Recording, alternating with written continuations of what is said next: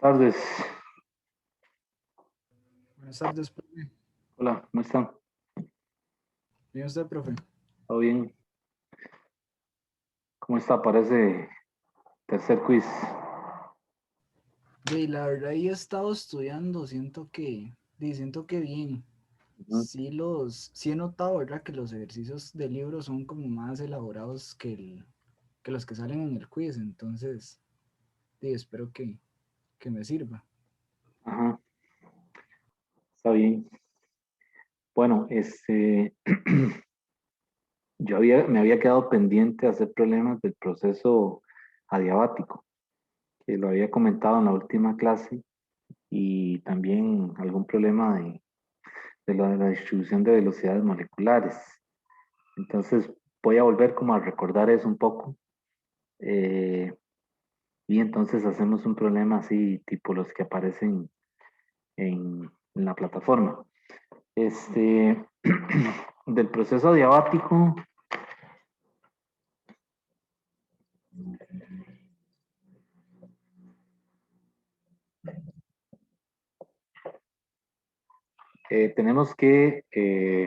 tenemos tres ecuaciones para tratar las variables termodinámicas, o sea, volumen, temperatura y presión. Esas ecuaciones son estas. P inicial por V inicial a la gamma es igual a P final por V final a la gamma. Eh, y también hay una que relaciona la temperatura y el volumen, que sería volumen inicial, digo, temperatura inicial por volumen inicial a la gamma menos 1 es igual a temperatura final por volumen final gamma menos 1. Esas las da el libro. Sin embargo, hay una tercera relación que también puede ser útil, que es esta. Esta sí no la tiene el libro expresamente, no la dice, ¿verdad? Explícitamente. P inicial a la 1 menos gamma, T inicial a la gamma es igual a P final a la 1 menos gamma, T final a la gamma. Entonces, estas son las tres relaciones. El libro le da las primeras dos, pero esta última es útil cuando pues tenemos relacionado de un proceso, de un estado a otro, presión y temperatura. Eso no quiere decir que si no está en el libro, es decir, no vamos a poder hacer el problema, no, porque igual uno tiene estas dos, ¿verdad? Vean que de estas dos yo puedo sacar esta. Pero si uno conoce esta, ¿verdad? Si uno sabe que la presión y la temperatura en un proceso adiabático están relacionados así, pues le ahorra un poco, ¿verdad? Tratar de hacerlo desde aquí, ¿verdad? Porque quizás de aquí tengo que despejar un volumen o una presión, bueno, un volumen, por ejemplo, para sustituirlo aquí, ¿verdad?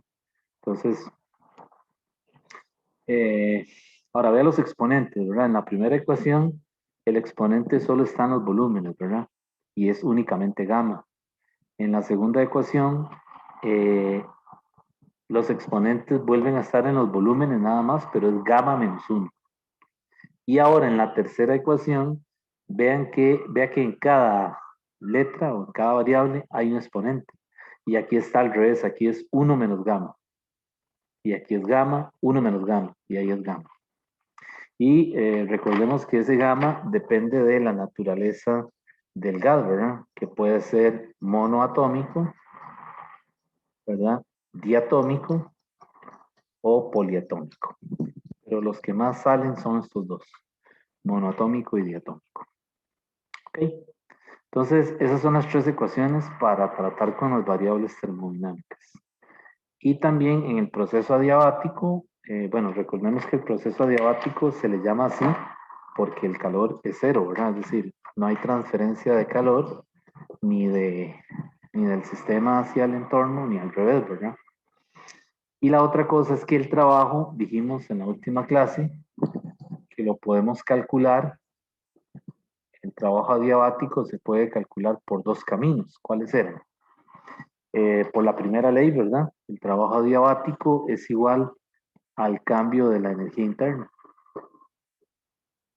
Y el cambio de la energía interna es N, número de moles, por CV, que es la capacidad calorífica o volumen constante, por el delta T. Y ese delta V, pues, va a depender si es monoatómico o si es diatómico, ¿verdad? Entonces, esta es una posibilidad para calcular trabajo adiabático. La otra es utilizar esta ecuación, que por ahí se las di. 1 entre gamma menos 1. Todo eso multiplicado por P final, V final, menos P inicial, V inicial. Entonces, esa es la otra posibilidad, ¿verdad? Para calcular trabajo adiabático. ¿Ok? Entonces, estas son las ecuaciones más importantes de un proceso adiabático. Entonces, vamos a hacer un ejemplo. No sé si tiene alguna pregunta de esto. No, todo claro. Está bien. Bueno, entonces, la ecuación nueva es esta, ¿verdad? La 3, que no la tiene el libro explícitamente, ¿verdad? Entonces, puede ayudar a la hora de resolver un problema. Vamos a hacer un ejemplo tipo la plataforma. Vea este problema. Le dice, durante la carrera de combustión de un motor de combustión interna, la presión cambia adiabáticamente. Dice, cambia adiabáticamente de 1 a 18 atmósferas. Quiere decir que la presión inicial es 1, una atmósfera, y la presión final son 18 atmósferas.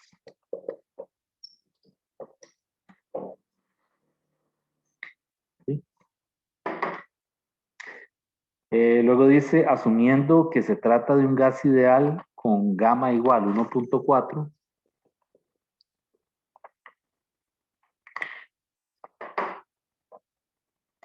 ¿en qué factor cambia la temperatura y el volumen?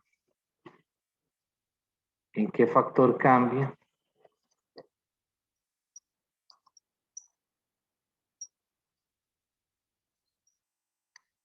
la T y el V? La temperatura y el volumen.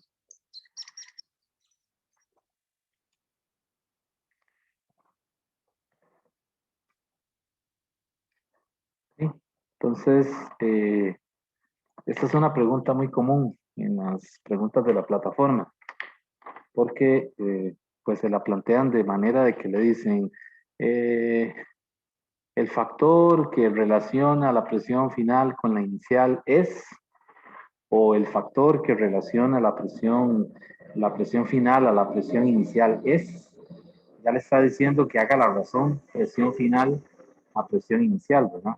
Aquí simplemente le están preguntando en qué factor cambia, pero le podrían decir en la plataforma la razón de la presión final a la presión inicial es, ¿ok? Entonces, en ese orden uno tiene que hacer el cociente, ¿verdad? Hacer PI entre PF o PF entre PI. Pues vamos a hacerlo así general. Vean que le dicen qué factor cambia la temperatura. La T primero, ¿verdad?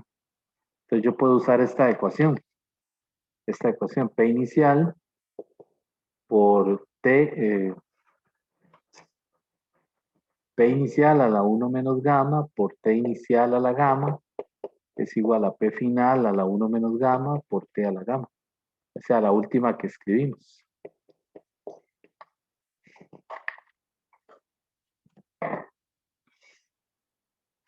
Entonces, ¿qué habría que hacer ahí? Vean que esta pregunta, la de ¿en qué factor cambia el volumen?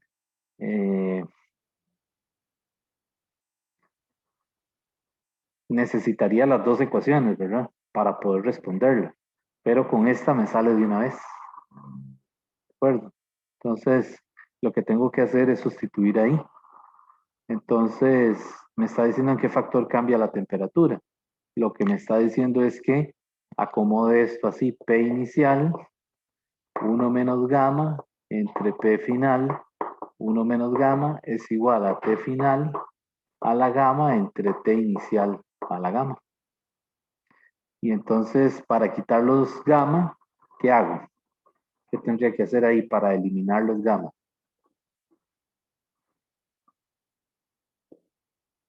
¿Cómo hago para dejar TF entre TI solo?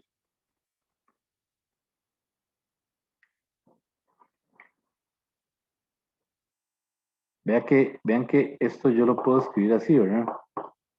P inicial, o sea, puedo juntar los exponentes, P inicial entre P final, todo elevado a la 1 menos gamma. Y aquí también, ¿verdad? T final entre T inicial, todo elevado a la gamma. ¿Ok? Entonces, lo que hago aquí es que elevo en ambos lados a la 1 sobre gamma, ¿verdad?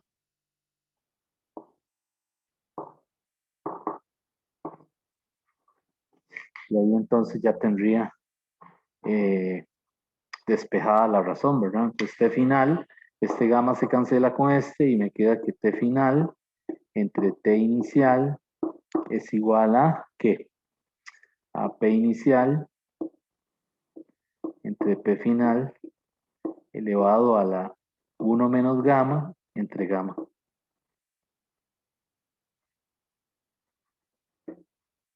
Y sustituyo. La presión es una atmósfera, no hay que pasarla a pascales. La presión inicial es una atmósfera, la final es 18. Entonces sería 1 sobre 18 a la 1 menos 1.4 entre 1.4. Y hacer esa operación.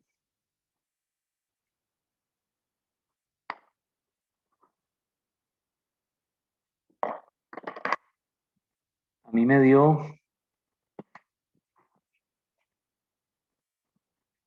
un factor de 2.3. O sea, me dio así, T final entre T inicial me da 2.3. Revisen ahí a ver si está bien, ¿verdad? Entonces lo que le está diciendo es que la temperatura final es 2.3 veces mayor que la inicial, ¿verdad? También le podría aparecer una opción, o sea, también le podría aparecer que las opciones A, B, C, D sean conceptuales. Entonces le podrían decir, qué sé yo, la temperatura se mantiene igual. La temperatura final aumenta. La temperatura inicial aumenta. La temperatura inicial es menor que la final. Entonces, aquí lo que hay que ver es que la temperatura final es mayor que la inicial, ¿verdad? ¿Cuánto? 2 puntos en un factor de 2.3 veces, ¿verdad? ¿Ok? ¿Cómo despejar los exponentes? No hay problema, ¿verdad? Eso ustedes sí lo, sí lo manejan, ¿verdad? Bueno, entonces la otra cosa es que le dicen qué factor cambia el volumen. Entonces, para el volumen, para esta parte de aquí, yo puedo entonces usar la otra ecuación. La otra ecuación es presión inicial por volumen inicial a la gamma es igual a presión final por volumen final a la gamma. Y entonces, ¿en qué factor cambia el volumen? Pues lo que hago es que escribo esto así, ¿verdad? Volumen final entre volumen inicial a la gamma. Es decir, paso el inicial para acá y el final lo mantengo ahí y lo divido así. Pues vean que esto puede cambiar, ¿verdad? Porque le podrían decir la razón a la que cambia el volumen final al inicial es en este orden, ¿verdad? Pero le podrían decir la razón del volumen inicial al volumen final es. Entonces, si ya le dice del volumen inicial al volumen final, te está diciendo entonces que ponga el inicial en el numerador. O que este resultado lo invierta, ¿verdad? Le saque el inverso con la calculadora. Les digo esto, cuidado con la redacción en los enunciados, porque como ustedes imaginarán, en esas preguntas están las dos opciones. Está la opción P sobre F, digo P final sobre P inicial, y también está la opción P inicial sobre P final, ¿verdad? Entonces muchas veces la redacción, el orden en que se lo pide, es lo que le está diciendo cuál es la opción, ¿verdad? Entonces, si usted lo hizo y no se percató de ese orden en el que se lo pide, entonces es posible que escoja la opción incorrecta, ¿verdad?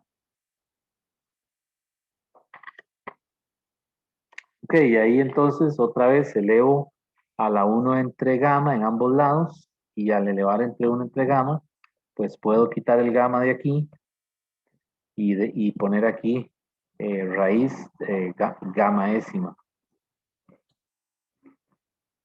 o a la 1 sobre gamma, ¿verdad? Entonces sería raíz de 1.4 y la presión final, ¿cuánto es?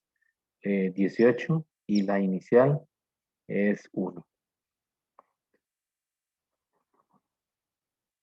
Y yo lo hice al revés. Déjenme ver qué estoy haciendo mal.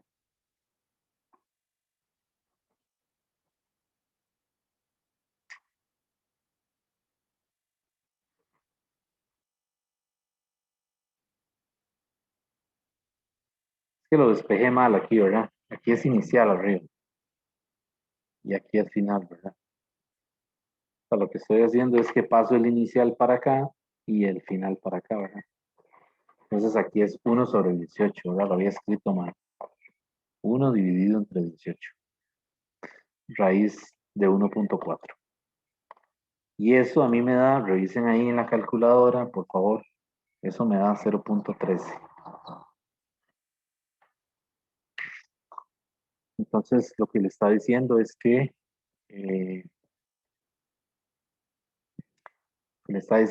la razón de los volúmenes VF entre VI es 0.13. Por lo tanto, VF es igual a ¿qué? A 0.3 VI. 0.13, ¿verdad? Entonces, ¿qué pasa ahí? ¿Qué podemos concluir? De aquí salen preguntas conceptuales en la plataforma. Podría ser una pregunta conceptual. ¿Qué podemos concluir ahí? Volumen final, ¿qué pasó? ¿Es menor o es mayor? Mayor. Mayor. El volumen No, final, menor, sí. menor, ¿verdad? Entonces, si es menor, ¿qué pasó? ¿Qué pasó en el sistema? ¿Qué pasó? Recuerden que esto es un gas que está metido en un cilindro y que tiene un pistón. ¿Ok? Este problema es el caso de un cilindro con un pistón móvil y el gas está metido ahí. Si el volumen es menor, si el volumen final es menor, lo que pasó fue que el gas se comprimió. ¿De acuerdo? Entonces, puede ser que en las opciones le hablen de que ocurrió una compresión. Entonces, sí, es cierto, hay una compresión porque el volumen final es menor. ¿Ok? Igual en el caso anterior, vean que la temperatura final es 2.3 veces la temperatura inicial. Entonces, también le podrían dar una opción. El gas se calentó o el gas se enfrió. Entonces, en este caso, el gas se calentó, ¿verdad? Entonces, ¿qué pasó en definitiva? En ese proceso adiabático, el gas se comprimió y aumentó y se calentó, porque su temperatura aumentó. ¿Está bien?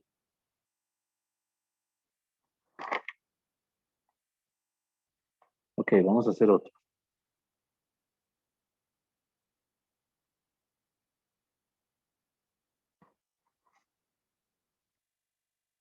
Entonces, cuidado con el manejo de los exponentes, ¿verdad? Algunas veces he visto que se comen los exponentes o despejaron mal, ¿verdad? O he visto gente sacando el logaritmo a esto, no sé por qué, ¿verdad? Entonces, cuidado con eso, ¿verdad?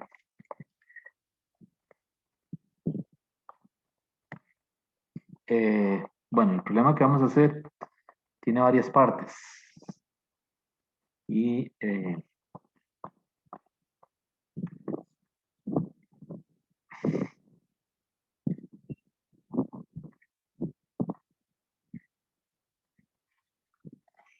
problema dice lo siguiente. Dice que se compresiona adiabáticamente un gas perfecto. Si se compresiona, ¿qué está pasando? El pistón del cilindro está descendiendo, ¿verdad? Ok, dice se compresiona adiabáticamente. Quiere decir sin transferencia de energía por calor, ¿verdad? Un gas perfecto diatómico. Entonces, vea, ya ahí le están diciendo varias cosas. Eh, se compresiona, quiere decir que el volumen final es menor que el inicial. ¿Eso qué significa entonces? Que el trabajo, ¿cómo sería?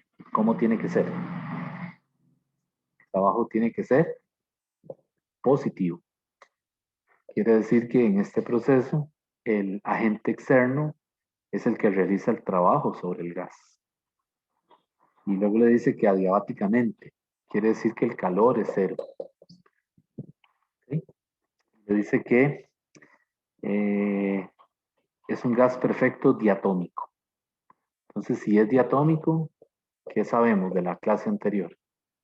Diatómico implica que el gamma, que el CP es 7 medios de R y que el CU es 5 medios de R. ¿Okay? ¿Qué más le dice? Dice, vamos a volverlo a leer completo. Dice, se compresiona diabáticamente un gas perfecto, diatómico desde un volumen de 2 litros, que es el volumen inicial, a presión de 2 atmósferas, que es la presión inicial, y temperatura de 300 Kelvin, que es la temperatura inicial. Dice, hasta que su temperatura final sea la cuarta parte de la inicial. Dice, hasta que su temperatura final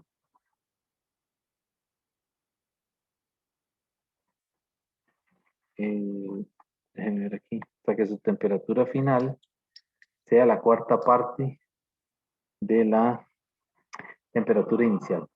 O sea, así.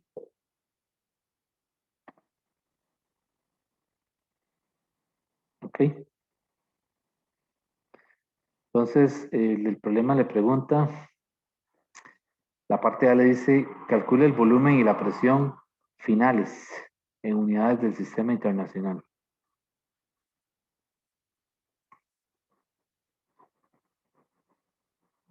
Calcule el volumen y la presión finales en unidades del sistema internacional. Entonces, yo creo que yo creo que aquí se expansiona. El volumen final es mayor que el inicial. O sea, aquí es una expansión. Que hay un error en la redacción del problema. Realmente debería decir se expansiona diabáticamente. Vamos a ver. Si se expansiona, el trabajo tiene que ser como negativo, ¿verdad? Entonces dejémoslo puesto así. Y ahí nos damos cuenta al final qué pasó. Pero yo creo que es una expansión. Ok, entonces la parte A del problema con estos datos le dice que calcule el volumen y la presión finales. O sea, la P final y el volumen final. Entonces, ¿cómo calculo la presión final?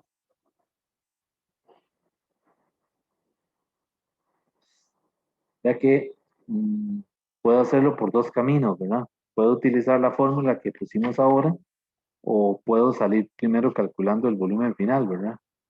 Vean que el volumen, yo puedo hacer esto, T inicial por V inicial a la gamma menos 1 es igual a T final por V final a la gamma menos 1. Y las temperaturas las tengo, ¿verdad? Porque me dice que la temperatura inicial son 300, ¿verdad? Y la final es 300 entre 4. Entonces eso no hay problema. Y el volumen inicial lo tengo, son 2 litros, ¿verdad? Entonces voy a calcular el volumen final mejor, esta parte de aquí. Ok, entonces sería despejar el volumen final. El volumen final a la gamma menos 1 es igual a temperatura inicial, temperatura final, volumen inicial a la gamma menos 1. ¿Y cómo hago para despejar ese gamma menos 1, ¿verdad? Entonces elevo al recíproco de eso en ambos lados, ¿verdad? Entonces me queda que el volumen final va a ser entonces que temperatura inicial entre temperatura final a la 1 entre gamma menos 1, ¿verdad? Y aquí quedaría el volumen inicial lineal, ¿verdad? ¿Está bien? Ok, entonces aquí pues simplemente sustituyo la temperatura inicial son 300 y la final son 300 entre 4.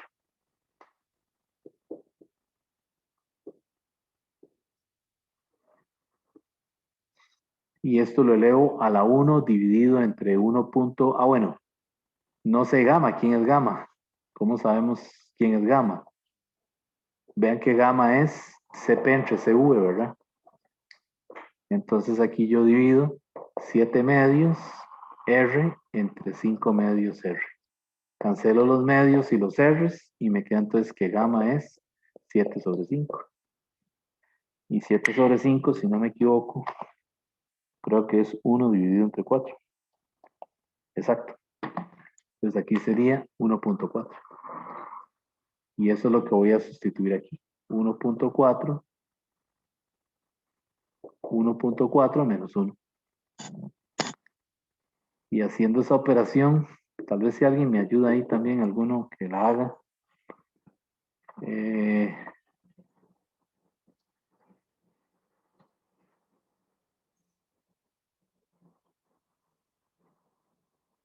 mm,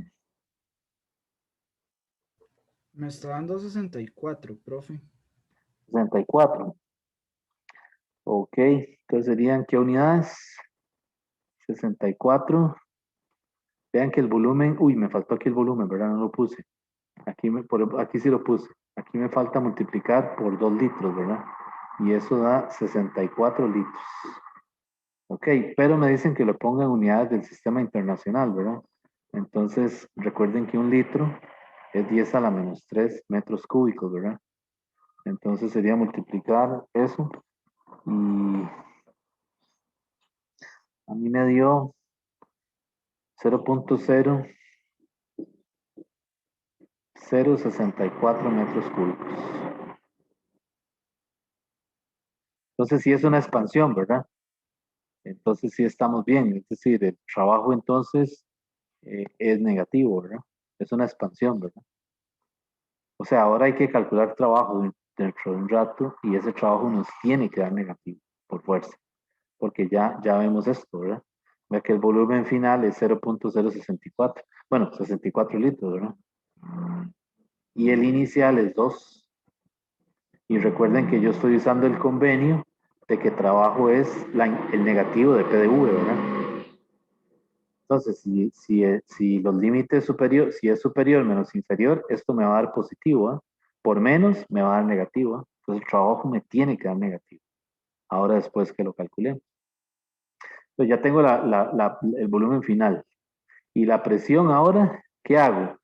Con la presión hago esto, P inicial, U inicial a la gamma es igual a P final, V final a la gamma. Y de ahí saco la presión final. La presión final es P inicial, V inicial entre V final a la gamma todo. Aquí sería la P inicial son 2 atmósferas, multiplicado por el volumen inicial, que son 2 litros, y el final, que son 64. ¿Ok? Y eso a la gamma, que gamma es 1.4. Y esa presión final, a mí me dio 0. Bueno, ya en pascales, ¿verdad? Me da 2.03.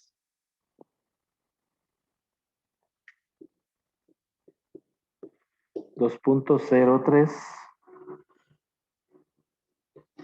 por 10 elevado a la 5. ¿Qué unidades? Pascales.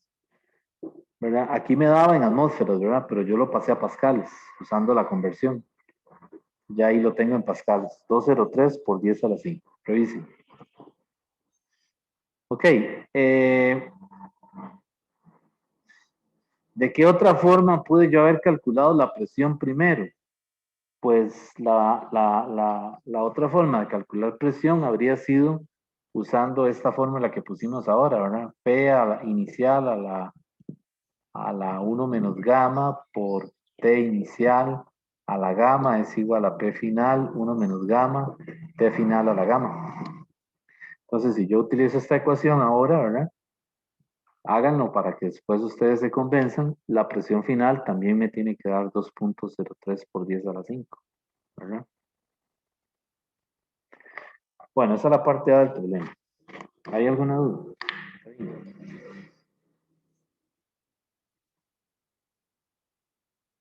Entonces voy a borrar por aquí.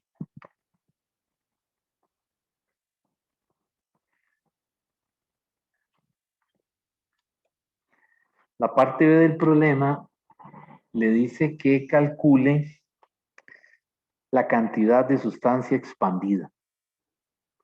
La cantidad de sustancia expandida. ¿Qué es eso? La N. ¿Verdad? Y esa N, de ahí no hay fugas. El sistema no tiene ningún tipo de fuga, así que yo puedo usar las condiciones iniciales del problema, ¿verdad? N va a ser igual a P inicial, V inicial, entre RT. Y vean que ahí no le estoy poniendo el gamma, ¿verdad? Ya le ponen el gamma ahí, ¿verdad? Porque hay gente que le pone el gamma. Y no, porque me están pidiendo la cantidad de sustancia. Uso el gas ideal nada más, ¿verdad? Ok, entonces esa N tiene que ser la misma si yo uso P final, V final, RT final. Me tiene que dar lo mismo. Ok, entonces yo usé las cantidades iniciales. Aquí sería entonces, la presión es 2 atmósferas, ¿verdad? El volumen son 2 litros. Y la R hay que tener cuidado. Si usted usa atmósferas y litros, la R tiene que usarla con qué valor? 0.08206 por la temperatura que son 300. Y ahí me da en moles. A mí me dio 0.163 moles. Esa era la parte B. ¿Okay?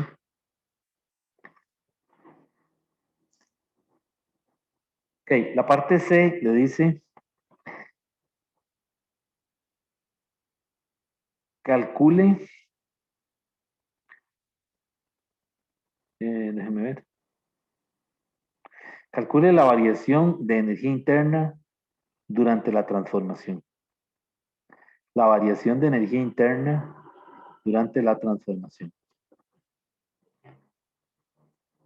¿Cómo calcularíamos la variación de la energía interna durante la transformación? O sea, durante esa expansión. Pues ven que el cambio de la energía interna yo lo puedo calcular como NCV delta T. ¿Está bien? Entonces, aquí lo que yo hago es que sustituyo 0.163 por el CV. ¿Cuál es el CV? Son 5 medios porque es un gas diatómico. Entonces, cuidado, lo confunde con 3 medios, ¿verdad? 3 medios es cuando es monoatómico, ¿verdad? Y 5 medios es cuando es monoatómico, ¿verdad? Entonces aquí yo tengo que usar 3 medios. No, mentira, 5 medios, que serían 2.5 por R, o sea, por 8.314 por el cambio de temperatura. ¿Cuál es el cambio de temperatura? De ahí es temperatura final, que son 300 entre 4, menos 300. Y ahí tengo el cambio de la energía interna. Ese cambio de energía interna me va a dar negativo, porque vean que la temperatura final es menor que la inicial. Y ese valor a mí me dio, voy a hacerlo, 0.163 por 2.5 por 8.314 por 300 entre 4. ¿Cuánto es 300 entre 4?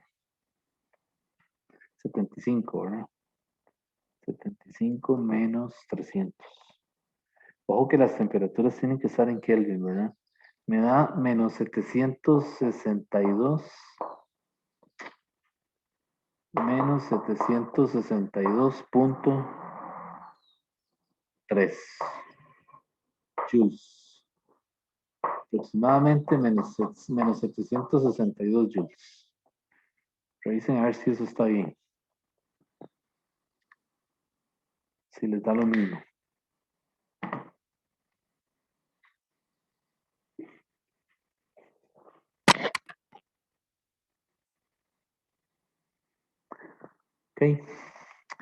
Entonces, la parte D del problema le dice que calcule el trabajo adiabático durante la expansión. Esa es la parte D, el trabajo adiabático. Pero, ¿qué dijimos en un proceso adiabático? En un proceso adiabático, el cambio de la energía interna por la primera ley es Q más W, ¿verdad? Entonces, en el proceso adiabático, Q es 0. Entonces, quiere decir que el cambio de la energía interna en un proceso adiabático es igual a ¿quién? Al trabajo adiabático. O sea que, por lo tanto, el trabajo adiabático debería darme también menos 762. Vean que aquí está el negativo y ya dijimos que si es una expansión, el trabajo es negativo, ¿verdad? Entonces, ¿cómo compruebo yo eso? Voy a calcularlo directamente con aquella fórmula, la que está como una demostración en el libro. El trabajo adiabático es igual a ¿quién? A 1 dividido entre gamma menos 1 multiplicado por B final menos P inicial, U inicial. ¿Está bien? Y aquí uso el gamma, ¿verdad? Aquí sería 1 entre el gamma, que es 1.4 menos 1, ¿verdad? Y aquí multiplico por las presiones y los volúmenes, pero tengan cuidado porque si lo hacen en atmósferas y en litros, luego tienen que convertirlo, ¿verdad? Entonces vean que yo aquí lo puedo hacer así, voy a hacerlo en litros, suponiendo que a uno se le olvide. Entonces la presión final, ¿cuál era? Ya se me olvidó.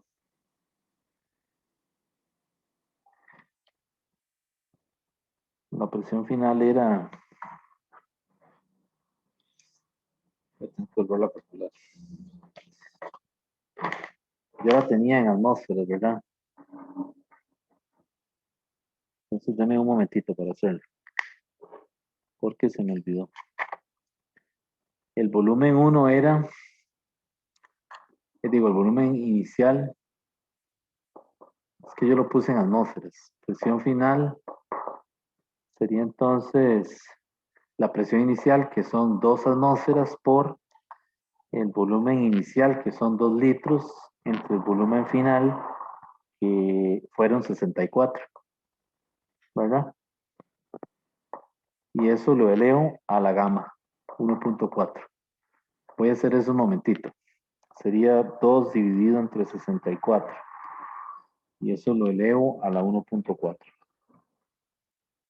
Y eso lo multiplico por 2. Eso me da...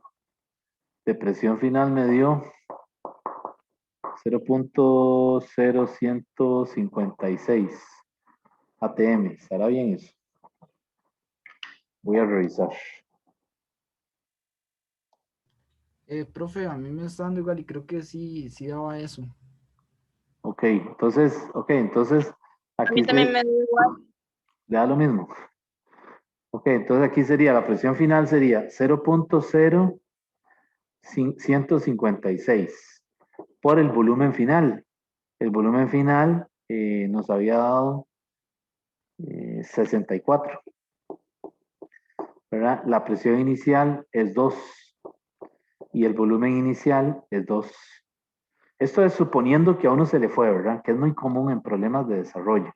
Dejan las presiones en atmósferas y los volúmenes en litros y luego dicen que el trabajo está en joules y no es cierto, ¿verdad? Entonces, ese resultado voy a hacerlo y lo pongo de este lado.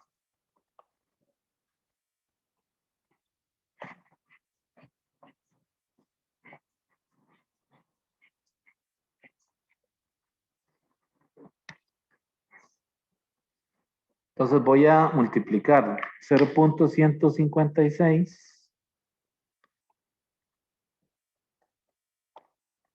por 64.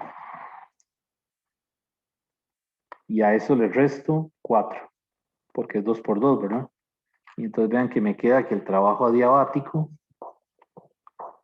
es igual a 1 entre 0.4 por esta operación, menos 3.0016. Revisen a ver eso. Y entonces esto sería dividirlo entre 0.4. Eso me da menos 7.5. Pero vean que eso tiene unidades litros atmósfera. Y eso nunca va a ser joules, ¿verdad? Entonces, suponiendo que a mí se me olvidó, ¿verdad? Que es algo común. Y resulta que en la plataforma, pues adivinen, hay un 7.5 en la opción, ¿verdad? Un 7.5 joules. Y si uno lo dejó en litros, se fue con todo, ¿verdad? Entonces, cuidado. Entonces aquí lo que hay que hacer es decir, un litro es 10 a la menos 3 metros cúbicos, ¿verdad? Y una atmósfera, también la pongo abajo, es 1.013 por 10 a las 5 pascales. Y entonces ahí cancelo atmósferas y cancelo litros. Y me queda metros cúbicos por pascales, que eso sí ya me da joules. Entonces lo que hago es cojo el 7.5 y lo multiplico por 1 exponente menos 3, ¿verdad? Y eso lo multiplico por 1.013 exponente 5. Y a mí me dio 700, el adiabático me da menos 759.75 joules, que eso lo puedo aproximar a menos 760 joules. Está dentro del orden de magnitud, ¿verdad? Por aquí me dio menos 762, ¿verdad? Pero es muy parecido, ¿verdad? En estos problemas, en termodinámica, los trabajos y las energías internas difieren, y los calores, ¿verdad? Cuando se hacen por un método o por el otro, ¿verdad? Entonces, es lo mismo, ¿verdad? Es decir, la respuesta es correcta, nada más que por efectos de los decimales, ¿verdad? Y de los decimales con los que se trabaja la R o el número de moles y eso, pues aquí el valor difiere un poquito, ¿verdad? Por eso es que algunas veces es mejor trabajar con el mismo número de cifras significativas y toda esa cosa, ¿verdad? Que nos dijeron en física 1, ¿verdad? El manejo de las cifras significativas, pero ya nos damos cuenta que da lo mismo, ¿va? Si es un examen de desarrollo, si esto fuera un examen de desarrollo, el procedimiento está bien hecho, ¿verdad? Estamos usando correctamente las ecuaciones. Bueno, entonces ahí estaría el trabajo y vean que efectivamente sí, se expansiona, es una expansión. El volumen final es mayor que el inicial, por lo tanto el trabajo es negativo. ¿Ok? ¿Qué es lo que estamos viendo aquí? Entonces, al expansionarse el gas, lo que hace es que se enfríe. Ese es el resultado, ¿verdad? Lo que pasa es que el pistón lo levantan, no, perdón, el gas se expansiona, o sea, posiblemente no se sabe qué mecanismo lo hace que se expansione y la temperatura se reduce a la cuarta parte, o sea que se enfría, ¿verdad? Lo que pasa es que es un proceso isotérmico, perdón, adiabático también, ¿verdad? Entonces, no hay transferencia de calor. Habría que verlo, ¿ah? No, no, entonces no me hagan caso que se enfría. No, no, porque no hay transferencia de calor, ¿verdad? Eh, aquí lo que podemos decir es que el trabajo es negativo, ¿verdad? Es decir, ocurrió una expansión. Sí, porque el sistema está aislado. Bueno,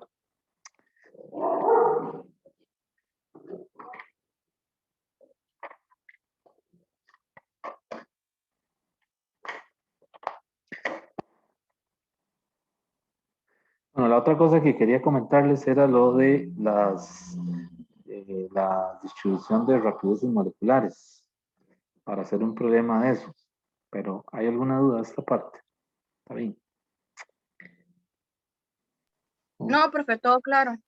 Ok. Sí, igual de mi parte. Ok, está bien. No, lo que les dije ahora de que el gas se enfría, no me hagan caso. O sea, lo que pasa es que la temperatura disminuye, eso es todo, cuando se expansiona, pero no hay transferencia de calor hacia el exterior, ¿verdad? Porque está aislado. Bueno, vamos a ver lo de vamos a retomar lo de la distribución de las rapideces, pero de una vez voy a hacer un ejemplo, porque ya yo había puesto las ecuaciones por ahí en la última clase. estaba viendo las preguntas en la plataforma. Hay algunas preguntas de esa parte de distribución de velocidades moleculares que son preguntas sobre todo conceptuales. Ok, entonces mi recomendación es en el libro, por lo menos en la 10ª edición, en la página 549, le dan 2 dibujitos acerca de las características más importantes de una distribución. Entonces, léanse en eso, porque en la plataforma le ponen la figura de la distribución, que le ponen 2, digamos, ponen así. Profe, disculpe, ¿qué página?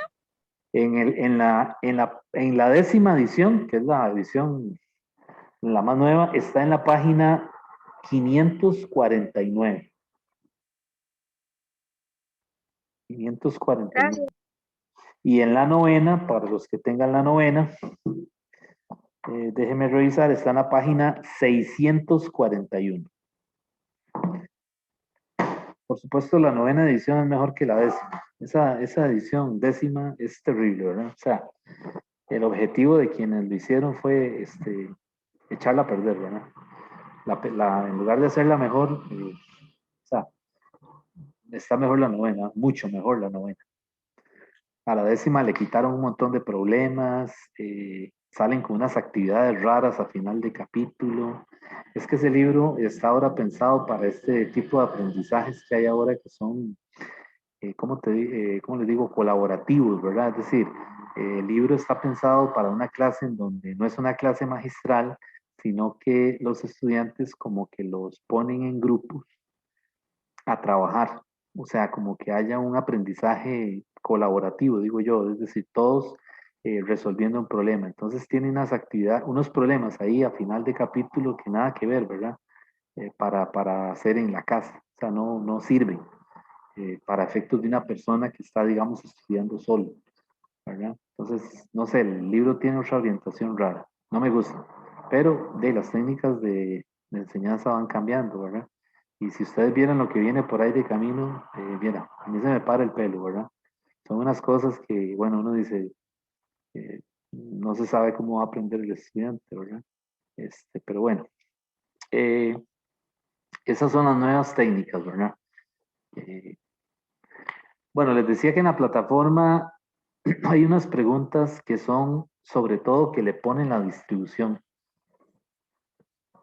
Entonces, apréndanse bien el asunto de que si la distribución, el máximo, baja, ¿verdad? Hace algo así, esta distribución, la temperatura 1, es menor que la temperatura 2. Es decir, cuando esta distribución se desplaza, se corre y el máximo baja, yo digo baja, es que disminuye, ¿verdad?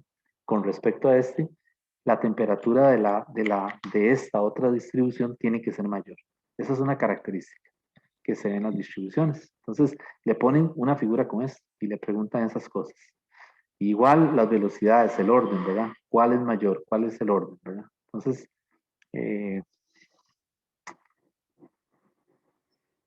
pues es ver la figura, ¿verdad? Con detalle. La parte buena es que ustedes tienen a mano el libro, ¿verdad? Cuando van a hacer el examen. Entonces, pues pueden consultar el libro, ¿verdad? Cuando les aparezca una figura de esas. Digo, si les aparece, ¿verdad? Ok. El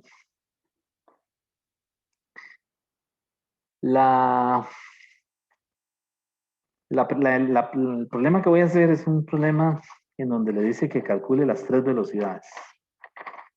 Entonces yo lo que voy a hacer es que le voy a poner la forma como se calcula cada velocidad, digamos la fórmula. Entonces la pregunta dice concretamente así: calcule la velocidad promedio, la velocidad más probable y la velocidad de la rapidez cuadrática media para el oxígeno, para una molécula de oxígeno que está a una temperatura de 300 Kelvin. Le da la temperatura, 300 Kelvin, y le dice que es oxígeno y le da la masa molar. Entonces es oxígeno, la temperatura es 300 K y la masa molar del oxígeno se la dan en 0.032 kilogramos por mol. Vean que a veces se la dan en moles, ¿verdad? Perdón, en gramos. Entonces, para efectos de calcular la velocidad, esa masa molar tiene que estar en kilogramos, ¿verdad? Entonces, muchas veces se la dejan en gramos. Esto en gramos sería 32 gramos por mol. Y nuevamente, si usted lo dejó en gramos, o sea, si lo usó en la fórmula con gramos, como 32, hay una opción en la plataforma que parece que es la buena, ¿verdad? La correcta. Entonces, cuidado. Recuerden que para la velocidad todas las unidades tienen que estar en el sistema internacional. Ok, le dice que calcule la velocidad promedio. ¿Cómo se calcula la velocidad promedio? Bueno, esa velocidad se calcula así.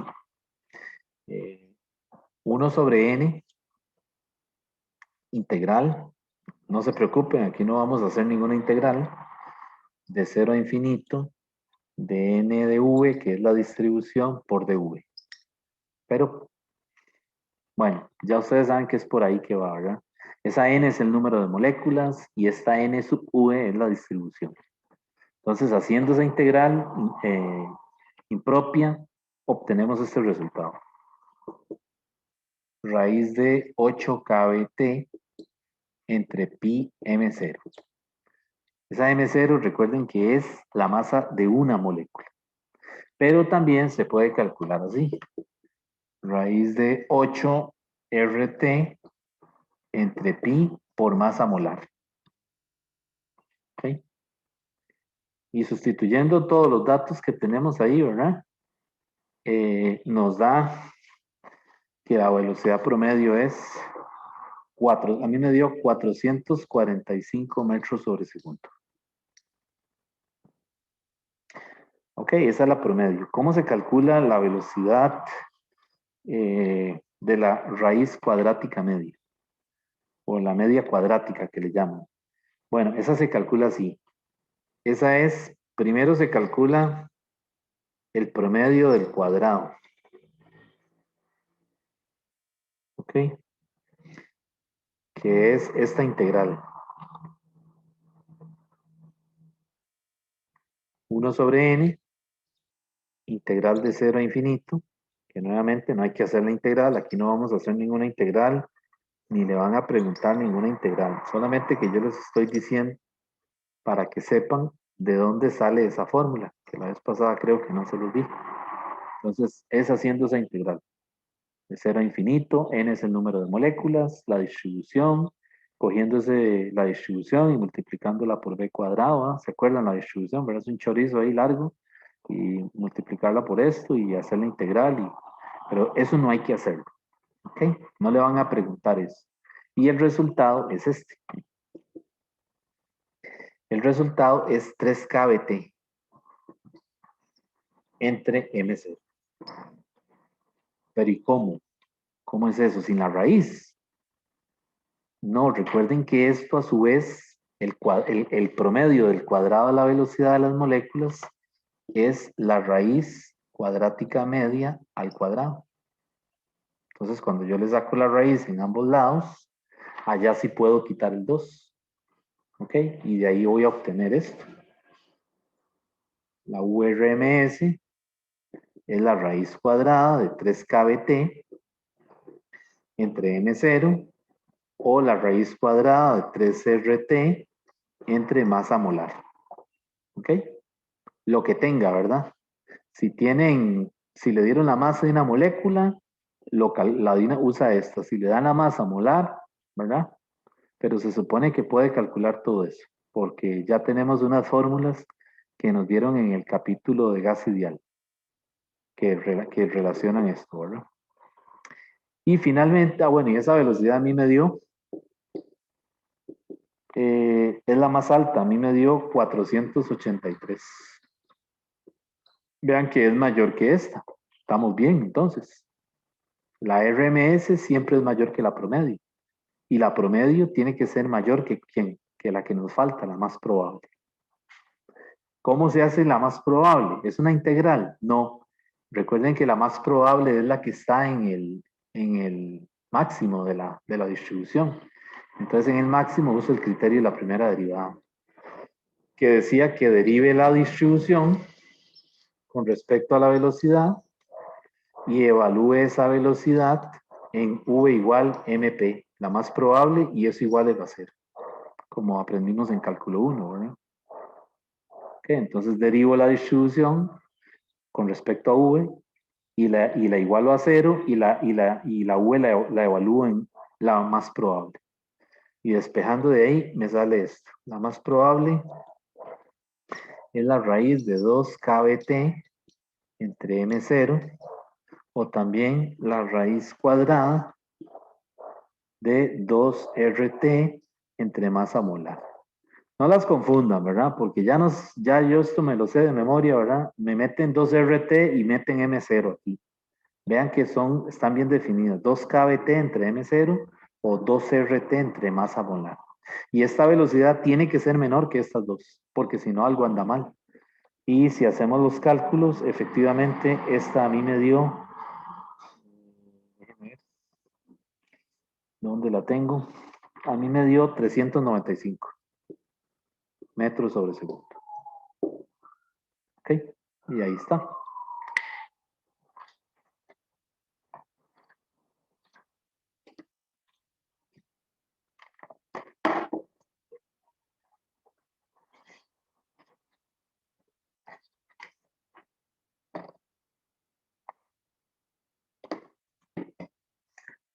Bueno, ya ahí con esto acabamos con el material del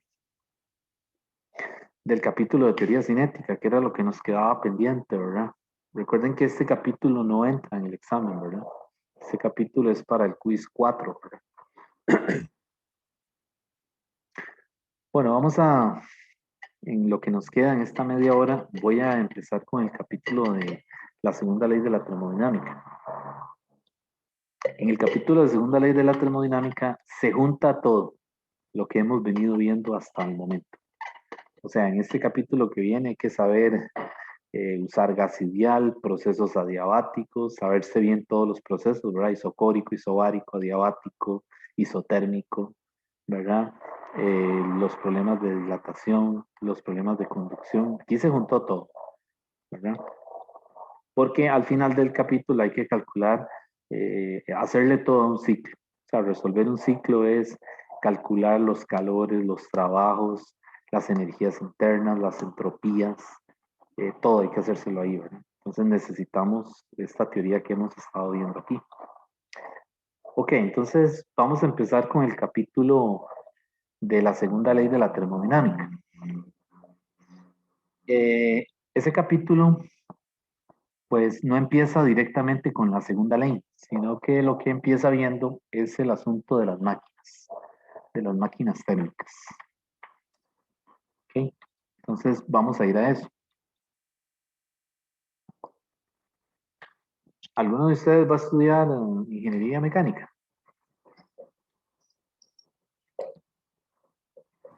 No, yo soy de eléctrica. Yo también soy de eléctrica. Ok, bueno, entonces a ustedes les sirve más, o sea, les interesa más que diga la segunda parte del curso de Física 2, ¿verdad? Porque en la segunda parte empezamos con la parte de campos eléctricos y todo eso, ¿verdad? Eso a ustedes les interesa mucho. Y por supuesto, Física 3, ¿verdad? Porque Física 3 tiene campo magnético, ¿verdad?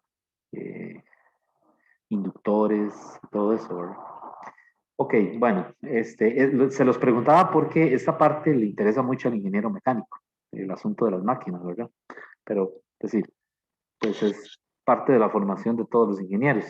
Las máquinas térmicas, una máquina térmica, el esquema para entenderla, digamos, es colocar la máquina entre dos depósitos. Entonces, esto que yo estoy dibujando aquí, los rectángulos, es un depósito que le llaman el depósito caliente. Y este es el depósito frío. Ese es el esquema para entender cómo funciona la máquina. Entonces, el depósito caliente está a una temperatura TH. Aquí usamos los subíndices en inglés, ¿verdad? De hot y de cool. Y el depósito frío está a temperatura TC. Y la máquina, le voy a poner una M aquí para enfatizar el hecho de que esa máquina opera entre esos dos depósitos. ¿Cuál es el depósito caliente? Bueno, el depósito caliente es el motor propiamente dicho. Es decir, un carro, ¿verdad? Convierte la gasolina en energía química, ¿verdad? Y esa energía permite que los pistones del carro funcionen, ¿verdad? Y entonces eso hace que el motor trabaje, ¿verdad? Entonces, una máquina absorbe calor de ese depósito caliente, que ese calor es un QH. Y ese calor que absorbe, una parte se convierte en trabajo que efectúa la máquina, por ejemplo, un carro cuando se desplaza, ¿verdad? Y la otra parte es un calor QC que va a un depósito más frío, perdón, un depósito frío, o cuando decimos frío, a menor temperatura en comparación con el depósito caliente. Y eso es lo que vemos, ¿verdad? Es decir, cuando usted enciende el carro, ¿verdad? Se va por ahí a dar una vuelta, efectúa trabajo mecánico, ¿verdad? Pero las partes del carro, el motor, la tapa, los alrededores donde está el motor, se calientan. Entonces, parte de la energía, de toda esa energía que absorbe de la gasolina, una parte se usa en el trabajo mecánico y la otra parte se usa, es decir, se va como calor que eh, o sea, es un calor cedido a las partes de la máquina, ¿verdad? O sea, el motor decimos que se calienta. ¿Ok? Entonces, ese es el esquema de una máquina térmica. Entonces, los ingenieros en esa época estaban muy interesados en mejorar la eficiencia de las máquinas. Y entonces, por eso es que en una máquina térmica, la eficiencia se puede calcular utilizando esta fórmula. La eficiencia la llamamos con una E minúscula y se puede calcular como el trabajo que efectúa la máquina, ¿verdad? Que es la salida, digamos, la salida mecánica entre el QH, valor absoluto. Ese valor absoluto lo que le quiere decir es que el calor absorbido por la máquina nunca puede ser negativo. Y es el convenio que hemos venido usando en primera ley, ¿verdad? Calor que cede el sistema, lo tomamos negativo, ¿verdad? Hay una disminución de delta T. Y calor que absorbe, lo tomamos positivo. Hay un aumento del delta T. ¿Okay? Entonces aquí pasa lo mismo. El calor que absorbe del depósito caliente lo tomamos, es una cantidad positiva. Y el trabajo de la máquina es la diferencia del calor absorbido del depósito caliente menos el calor cedido al depósito frío, que también le ponemos valor absoluto, entre el Q del depósito caliente. Entonces, cuando yo divido eso, me queda que la eficiencia de una máquina real es 1 menos QC, valor absoluto, entre QH. ¿Okay? Y esa es la eficiencia. Resulta que la eficiencia de una máquina real está entre 0 y 1. O sea que la eficiencia de una máquina real nunca jamás, como el anuncio de Rexona, ¿verdad? Nunca jamás imposible puede ser 100%.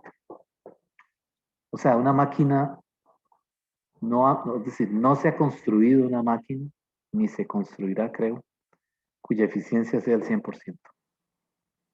¿Ok? Porque implicaría que entonces todo el calor que absorbe del depósito caliente lo convierte íntegramente en trabajo mecánico, ¿verdad? Eso sería como que usted prenda el carro y se vaya para Guanacaste a dar una vuelta y vuelva a la casa, ¿verdad? Y cuando vuelva la tapa del carro está fría, fría, fría, como que si no lo hubiera prendido.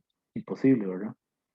¿Ok? Entonces la eficiencia no puede ser 100%. De hecho, las eficiencias de los carros, esos de lujo, ¿verdad? Del año, estas eficiencias andan muy por debajo de 30%, ¿verdad? Andan en 22, 24%, ¿verdad? Con todo y la tecnología que hay ahora, ¿verdad? Entonces, imagínense que este es un problema serio, ¿verdad? Para los ingenieros. ¿Cómo mejorar eso cada día? Y la eficiencia tampoco puede ser cero, porque obviamente no está funcionando la máquina como tal, ¿verdad? Ok, entonces la eficiencia no puede ser negativa tampoco, ¿verdad? Tiene que ser una cantidad entre 0 y 1 o entre 0 y 100 sin contar esos extremos, ¿verdad? Bueno, eso es una máquina térmica. Resulta que también,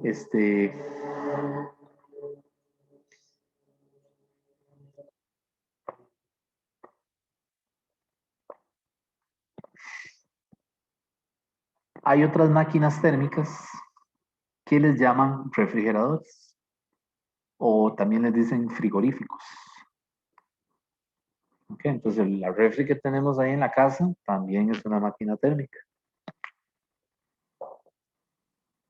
Entonces vamos a ver ahora los refrigeradores.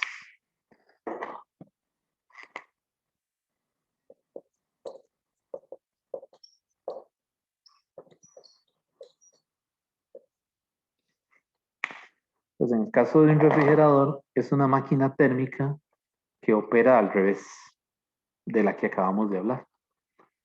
Ok, entonces, si yo vuelvo a hacer el mismo esquema, el mismo diagrama eh, ahora a la ruedita le voy a poner una R adentro para referirme a que es el refrigerador. Y ese refrigerador también opera entre dos depósitos. Solamente que ahora el trabajo no sale, sino que el trabajo entra. Es decir, se hace trabajo, un motor eléctrico hace trabajo para poner el refrigerador en funcionamiento, es decir, para que extraiga el calor del compartimento, ¿verdad? Enfríe, ¿verdad? Y entonces ese motor realiza ese trabajo, extrae el calor QC de un depósito a temperatura menor, temperatura TC, y lo envía a un depósito a temperatura TH y ese calor le llamamos QH. Entonces vean las flechas, el sentido de las flechas en comparación con la máquina que vimos ahora anteriormente, ¿verdad? En la máquina esta flecha va para abajo, el sentido de la flecha va para abajo. En esta el sentido de la flecha va para abajo. Y en la máquina es la que realiza el trabajo. En el caso del refrigerador, se necesita de un motor eléctrico que trabaje sobre el refrigerador para que extraiga el calor del depósito más frío y lo libere al más caliente, ¿verdad? La gente usa la nevera para secar la ropa, ¿verdad? No sé si han visto que cogen las medias y las prendas, ¿verdad? Y las ponen ahí en una parrilla que tiene el refrigerador, ¿verdad? Y se le seca rápido, ¿verdad? Es el depósito caliente, ¿verdad? A temperatura TH. Ok, entonces, pues también un refrigerador tiene una eficiencia y esa eficiencia se llama el coeficiente de operación. El COP le dice. Y entonces ese COP, coeficiente de operación, tiene dos versiones. El COP versión calentamiento, ¿verdad? Que está definido. A ver, aquí sí,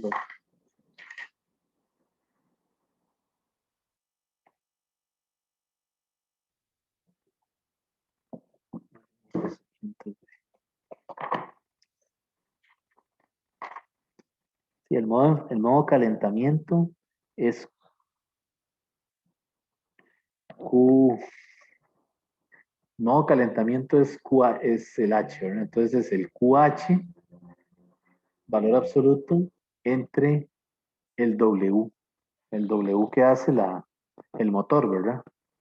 Y está el COP en modo enfriamiento, que es el QC entre el W. Ese es el modo enfriamiento. ¿Ok? Entonces igual, la H es de caliente y la C es de frío. Y esos COP ahora son mayores que 1. O sea, el coeficiente de operación de un refrigerador es mayor que 1. Siempre. Entonces, por ejemplo, los refrigeradores domésticos, ¿verdad? Las neveras que están en la casa, tienen COP de 2 o de 3, 3.5, ¿verdad? Eh,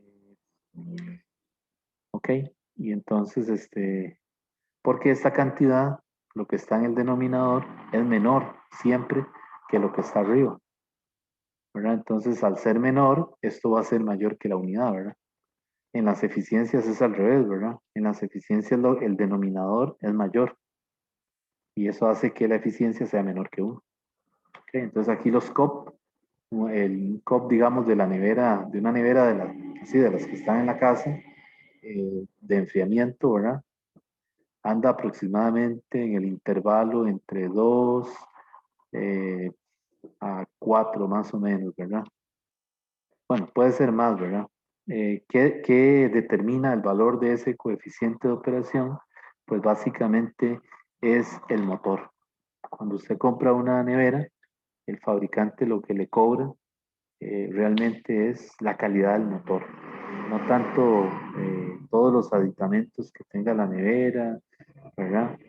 Sino realmente es la calidad del motor. Y cuando digo la calidad me refiero a la potencia del motor. ¿De acuerdo? Entonces, el COP es un factor comercial. Entre más alto es entre más potencia tiene el motor, pues mayor es el COP, ¿verdad?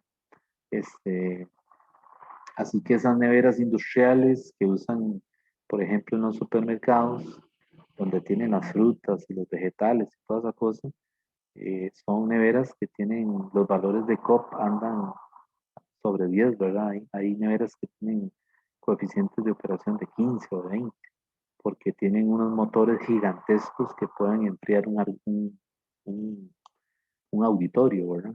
Entonces, el COP está relacionado con la potencia del motor. Bueno, entonces estos son los refrigeradores. Entonces, ahora sí, ya con esto y con esto voy terminando, podemos hablar de la segunda ley. Resulta que la segunda ley de la termodinámica, hay varias versiones para enunciarla.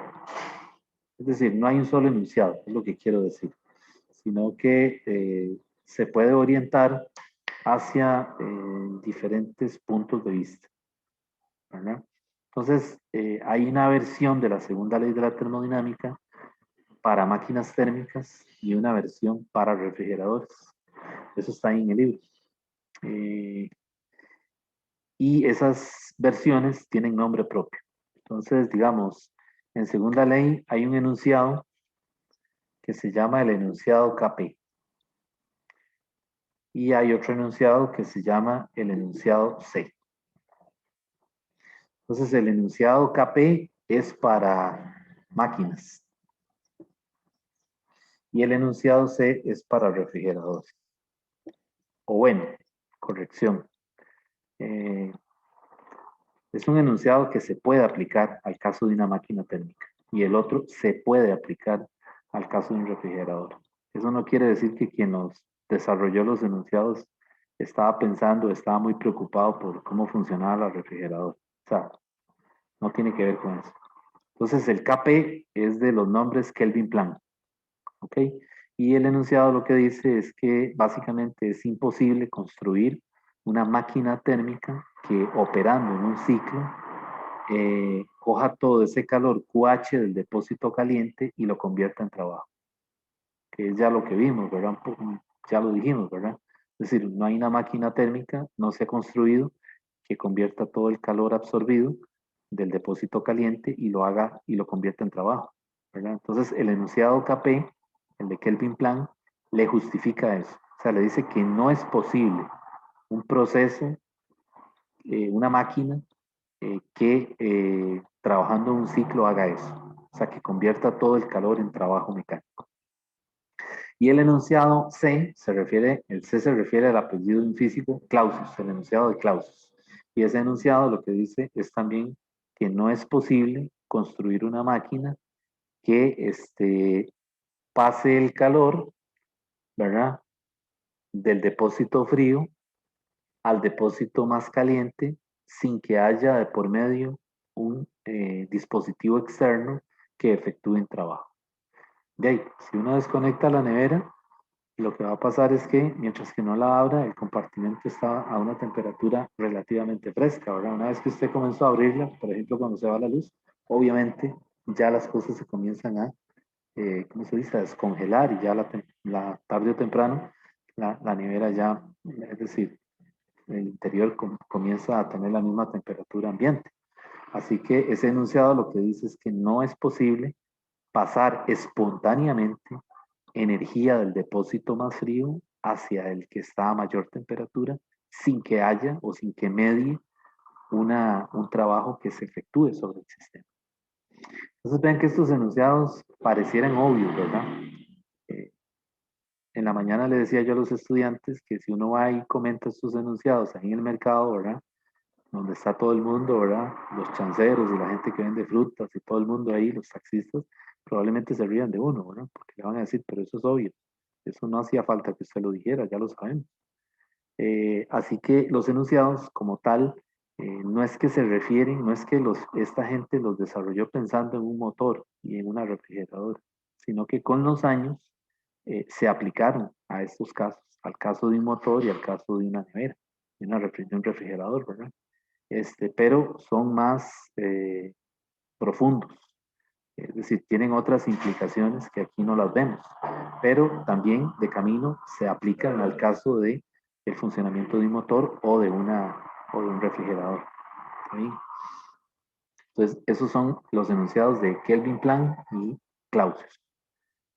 Hay preguntas en la plataforma que son conceptuales, así que léanse eso. La otra cosa es que en la otra semana que acabemos con este capítulo, hay otro enunciado de la segunda ley de la termodinámica, pero que está relacionado con el tema de entropía. Entonces, la segunda ley de la termodinámica realmente es bastante, es decir, sus implicaciones son más profundas de lo que aparenta. Es decir, es una ley que sirve para explicar muchos fenómenos que no necesariamente están relacionados con la termodinámica. ¿Okay? Entonces es una ley profunda, ¿verdad? Es una ley como por ejemplo la segunda ley de Newton, ¿verdad? O como la ley de gravitación universal. Bueno, y para terminar,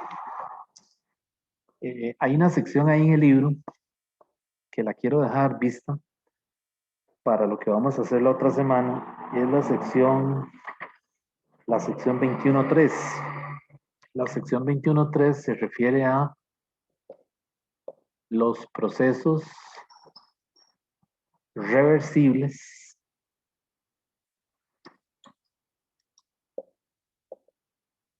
versus los procesos irreversibles. Entonces, en termodinámica y en otras ramas de física, es muy importante entender la naturaleza de qué es cada uno de estos procesos. Entonces, un proceso reversible es un proceso ideal.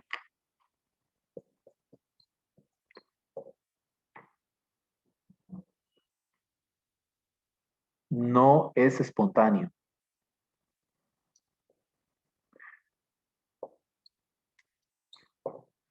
Hay que invertir energía para que ocurra.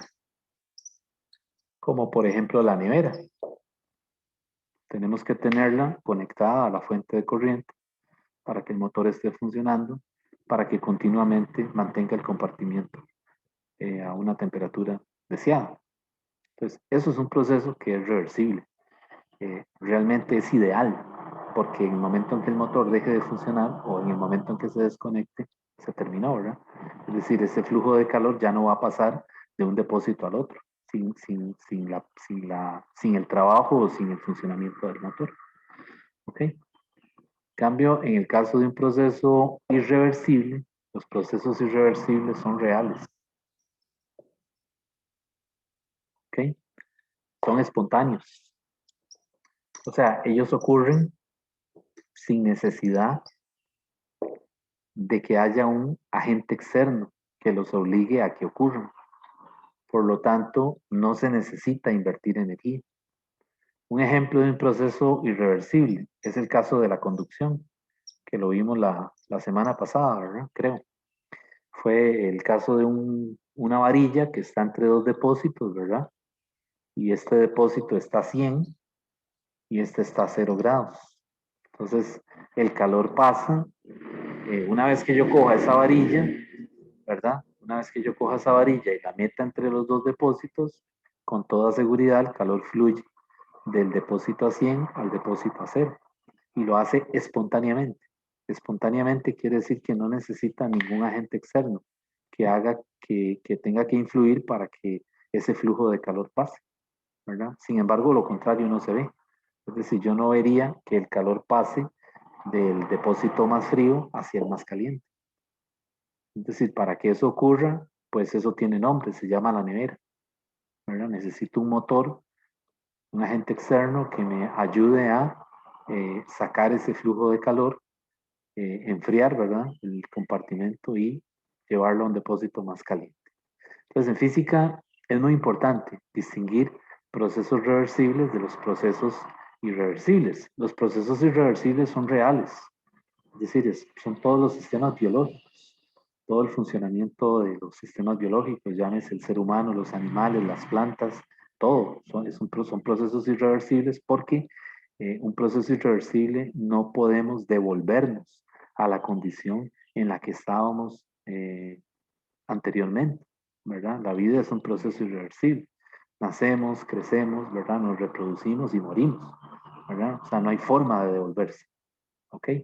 Pero entonces, muchos procesos en la naturaleza, o algunos, no muchos, corrección, algunos, se logran reproducir, ¿verdad? Se logran hacer reversibles, poniendo a funcionar el sistema en un ciclo. Por ejemplo, un motor. Un motor yo lo puedo poner, modelar con un ciclo y entonces lo pongo a funcionar periódicamente.